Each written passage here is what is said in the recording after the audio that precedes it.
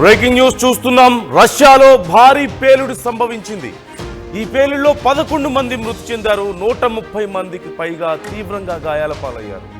షిలెవ్స్కీ జిల్లాలో ఎలాస్టిక్ ప్లాంట్లో ఈ భారీ అగ్ని ప్రమాదం జరిగినట్టుగా తెలుస్తోంది. గన్ పౌడర్ వర్క్ షాప్లో ఈ పేలుడు సంభవించింది. భారీగా మంటలు వ్యాపించాయి. ఎలాస్టిక్ ఫ్యాక్టరీ అంతా పూర్తిగా కాలి బూడిదైనట్లుగా తెలుస్తోంది. అయితే కుట్ర ఏదైనా ఉందా అనే కోణంలో కూడా అధికారులు దర్యాప్తు చేస్తున్నారు. డ్రోన్ దాడి కాదంటూ అధికారులు నిర్ధారణకు వచ్చినట్లుగా తెలుస్తోంది. రష్యా రాజధాని మాస్కోకు 250 కిలోమీటర్ల దూరంలో ఈ ఘటన జరిగింది. ఉక్రెయిన్ అమెరికాతో ఉద్రిక్తతల నేపథ్యంలో హాట్ టాపిక్గా జరిగింది. ఈ ఘటనకు సంబంధించి ఇప్పుడు హాట్ టాపిక్ అయింది. రకరకాల అనుమానాలు ఈ విషయంలో వ్యక్తమవుతున్నాయి. అక్కడ గన్ పౌడర్ పేలడం వల్లే, గన్ పౌడర్ వర్క్ షాప్లో ఈ పేలుడు సంభవించడం వల్లే ఇంత భారీ ప్రమాదం జరిగింది. ఈ ఎలాస్టిక్ ప్లాంట్లో భారీ అగ్ని ప్రమాదానికి కారణమైంది అంటూ అందరూ భావిస్తున్నారు. అది కూడా రష్యా రాజధానికి మాస్కోకి అతి దగ్గరలో ఈ ప్రమాదం జరగడం ఇప్పుడు చర్చనీయాంశంగా మారింది. ఓవైపు అంతర్జాతీయ స్థాయిలో చర్చలు జరుగుతున్నాయి. రష్యా అమెరికా మధ్యలో తీవ్రమైనటువంటి చాలా సీరియస్ చర్చలు జరుగుతున్న సమయంలో యుద్ధానికి సంబంధించి ఈ టైంలో ఇలాంటి ఒక భారీ బ్లాస్ట్ అనేక అనుమానాలకు తావునిస్తోంది. 11 మంది మృతి చెందితే 130 మందికి పైగా గాయపడ్డారు. మృతుల సంఖ్య మరింత పెరిగే అవకాశం ఉన్నట్లుగా తెలుస్తోంది.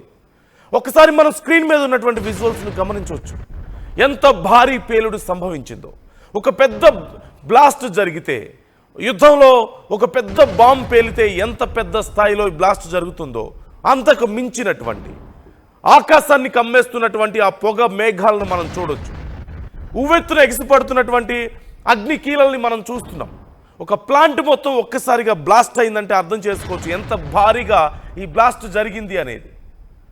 Viewers description is advised. మేము చూపిస్తున్న విజువల్స్, చెప్తున్న వార్తలు మిమ్మల్ని కొంచెం కలవరపరిచేలా ఉండొచ్చు. సున్నిత మనస్కులు నొచ్చుకోవచ్చు. Viewers description advised. మీరు స్క్రీన్ మీద చూస్తున్నారు రష్యాలో జరిగినటువంటి ఒక భారీ పేలుడు, ఒక ఎలాస్టిక్ ప్లాంట్లో జరిగినటువంటి ఈ భారీ పేలుడుతో 11 మంది ప్రాణాలు కోల్పోయారు. 130 మందికి పైగా తీవ్రంగా గాయాల పాలయ్యారు.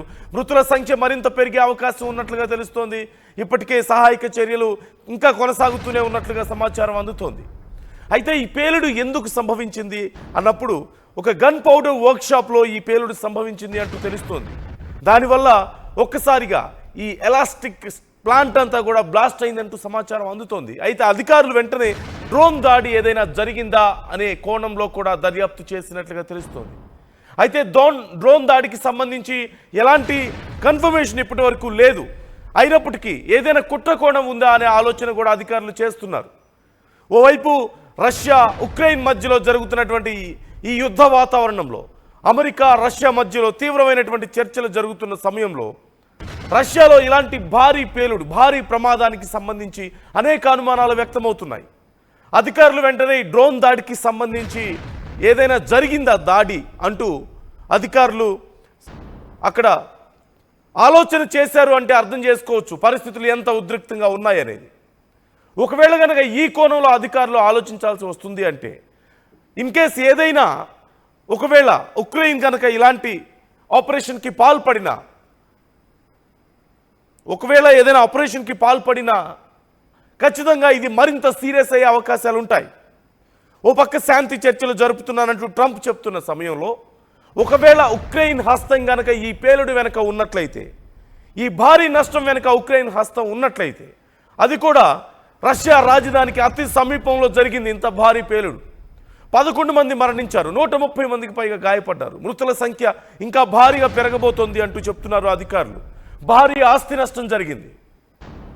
ఈ నేపథ్యంలో ఒకవేళ ఉక్రెయిన్ హస్తం కనుక దీని వెనక ఉంది అని అధికారులు భావించినట్లయితే, ఆ కోణంలో కనుక ఒకవేళ ఏదైనా ఆధారాలు లభిస్తే పరిస్థితి తీవ్రంగా మారే అవకాశం కనిపిస్తుంది. మరింత ఉద్రిక్తతలు చోటు చేసుకునే అవకాశం కనిపిస్తుంది. ఇక పరిస్థితి ఒక మాటలో చెప్పాలంటే చేయి దాటిపోయే పరిస్థితి కనిపిస్తుంది. రష్యా విరుచుకుపడుతుంది. అమెరికా సైతం ఇప్పుడు కంట్రోల్ చేయడం కష్టంగా మారుతుంది. ఖచ్చితంగా ఉక్రెయిన్ సైతం తట్టుకోవడం కష్టంగా మారుతుంది. ప్రపంచ దేశాలు సైతం ఇలాంటి విషయాల్లో ఖచ్చితంగా సపోర్ట్ చేయలేవు. ఓవైపు శాంతి చర్చలు జరుగుతున్నప్పుడు, భారతదేశం లాంటి దేశాలు ఈ శాంతి చర్చల్ని ఆహ్వానిస్తున్నప్పుడు, ప్రపంచ దేశాలు ఈ శాంతి చర్చలు సఫలం కావాలని కోరుకుంటున్న సమయంలో ఇలాంటి ఉద్రిక్త పరిస్థితులు చోటు చేసుకోవడం ఖచ్చితంగా పరిస్థితుల్ని మరింత ఎస్కలేట్ చేసే అవకాశం ఉంటుంది. సో ఈ నేపథ్యంలో ఇప్పటికైతే క్లారిటీ లేదు అసలు పూర్తి స్థాయిలో ఎందుకు ఈ బ్లాస్ట్ జరిగింది అనేది, కానీ కొన్ని అనుమానాలు మాత్రం వ్యక్తమవుతున్నాయి. ఖచ్చితంగా ఇలాంటి ఉద్రిక్త పరిస్థితుల్లో అనుమానాలకు తావిస్తుంది. శత్రు దేశాల పని ఏమైనా అయిందా, ఇది శత్రు దేశాలు ఏమైనా కుట్ర పన్నాయా అనే అనుమానాలు ఖచ్చితంగా రావడం సహజంగా మనం చూస్తూ ఉంటాం. ఒక్కసారి మనం స్క్రీన్లో చూడొచ్చు ఎంత భారీ పేలుడు సంభవించిందో. ఒక భారీ బాంబు పేలితే ఎంత భారీ స్థాయిలో మంటలు వ్యాపిస్తాయో, ఒక చిన్నపాటి ఒక న్యూక్లియర్ బాంబు పేలితే ఎంత స్థాయిలో ఆ శబ్దం వస్తుందో, ఎంత స్థాయిలో ఆ నష్టం జరుగుతుందో, ఎంత స్థాయిలో అక్కడ డిస్ట్రక్షన్ జరుగుతుందో, అలాంటి ఒక డిస్ట్రక్షన్ మనం చూస్తున్నాం. ఒక చిన్నపాటి న్యూక్లియర్ వెపన్ పేలినట్లుగానే ఉంది అది. ఒకసారి మనం ఆ విజువల్స్ చూద్దాం.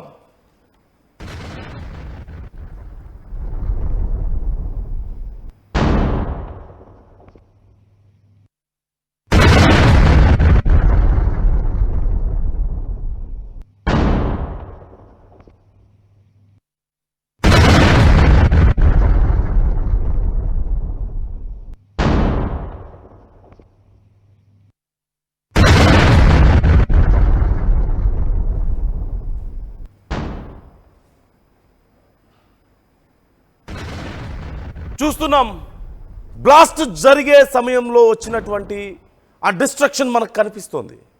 ఒక్కసారిగా ఒక చిన్న సైజు న్యూక్లియర్ బాంబు పేలితే ఎంత భయంకరమైనటువంటి సౌండ్ వస్తుందో అలాంటి ఒక సౌండ్ కనిపిస్తోంది. అలాంటి ఒక డిస్ట్రక్షన్ అక్కడ మనకు కనిపిస్తుంది. లెఫ్ట్ సైడ్ విజువల్లో మనం చూస్తున్నాం భారీగా ఎగిసిపడుతున్నటువంటి ఆ పొగని చూస్తున్నాం. నల్లటి పొగ మేఘాలు ఎంత భారీగా ఎగిసిపడుతున్నాయో మనం చూస్తున్నాం. భారీగా ఎగిసిపడుతున్న అగ్ని కీలల్ని మనం చూస్తున్నాం. దహించి వేస్తోంది ఆ ప్రాంతాన్నంతా కూడా.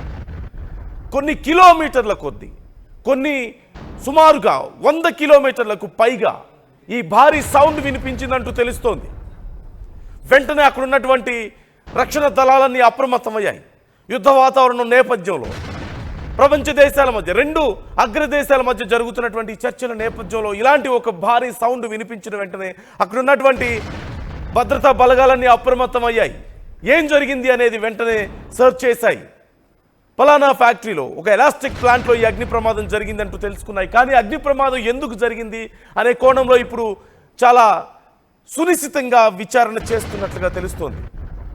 మరోవైపు మనం చూస్తున్నాం ప్రమాదం జరిగిన తర్వాత అక్కడ మిగిలినటువంటి మొత్తం ఆ డిస్ట్రక్షన్ని మనం చూస్తున్నాం. ఆ ప్రాంతం అంతా కూడా పూర్తిగా ధ్వంసం అయిపోయింది.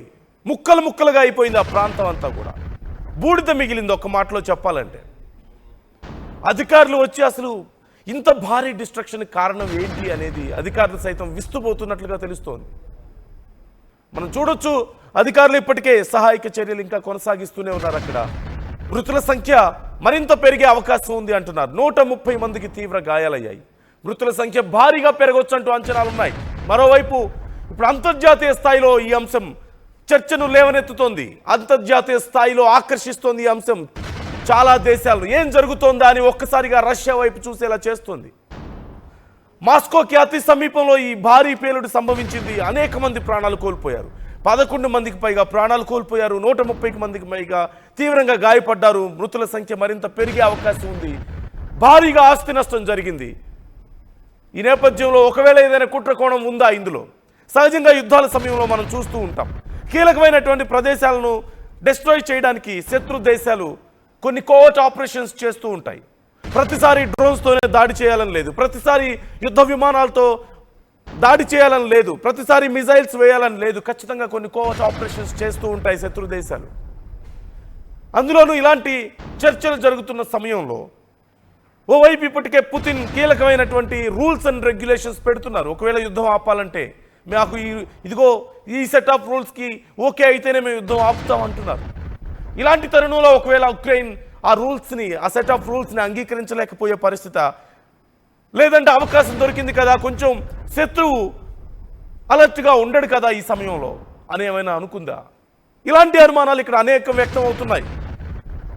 ఒకవేళ ఇలాంటివి కనుక, ఇలాంటి ప్రమాదాలు అనుమానాలను పెంచే విధంగా ఉన్నట్లయితే సిచ్యువేషన్స్ ఎంత దారుణంగా ఎస్కలేట్ అవుతాయో ఒకసారి మనం గమనించవచ్చు.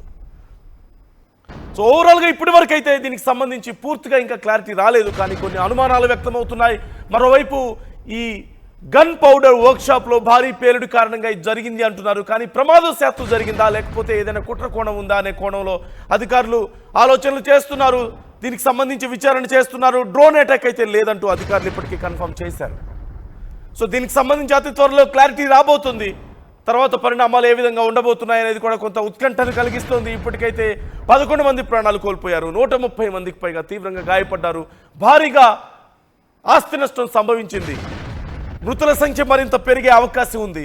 ఇప్పుడు మాస్కో దీని గురించి చాలా సీరియస్గా పరిగణిస్తోంది. ఏం జరుగుతుందనే దానికి సంబంధించి అసలు ఏం జరిగింది, ఈ ప్రమాదానికి కారణం ఏంటి, ఇంత భారీ నష్టానికి కారణం ఏంటి అనే దానికి సంబంధించి ఇప్పటికే మాస్కో తీవ్రంగా ఈ అంశానికి సంబంధించి విచారణ చేస్తున్నట్లుగా తెలుస్తోంది. అతి త్వరలో దీనికి సంబంధించి క్లారిటీ రాబోతుంది. మరొకసారి అక్కడ జరిగినటువంటి పేలుణ్ణి, ఆ డిస్ట్రక్షన్ ఒక్కసారి చూద్దాం.